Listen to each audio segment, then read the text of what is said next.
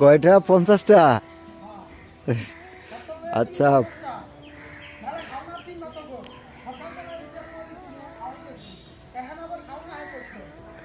সকালবেলাও খাওয়াই গেছাও?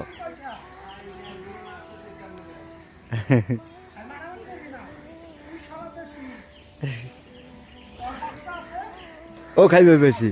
হ্যাঁ, আর বাচ্চা আছেও বেশি খাইবে। ও আর বাচ্চা দেখে রাখতারে নাই। ও আর বাচ্চা দেখে বাচ্চাই রাখতারে নাই। ওইলো ব্যর্থ আর ওইলো সফলতা। তো আরে বেশি খাওয়াইতে হইবে। হ্যাঁ, আরে আল্লাহ বলা আর বাচ্চা বাচ্চাই রাখতারে নাই, তাই অল্লে কম খাওয়াইতে হইবে। এইটা হ্যাঁ খাই যে ক কি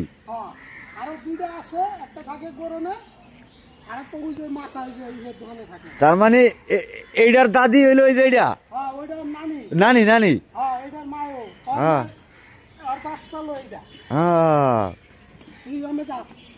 তুই তোর বাচ্চা বাচ্চাই রাখতে পারস নাই, তুই তোর পাইলে লাভ নাই।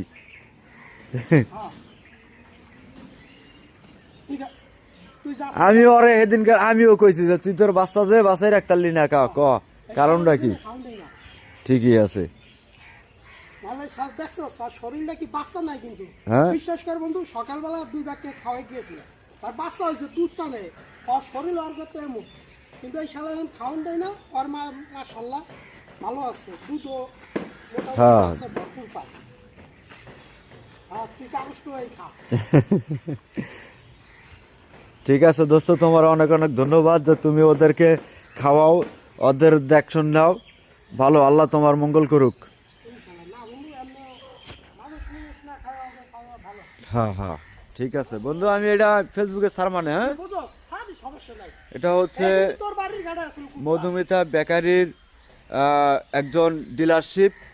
সে মাদারীপুর পুরান বাজার বেকারি মালামাল পাইকারি দরে বিক্রি করে থাকেন।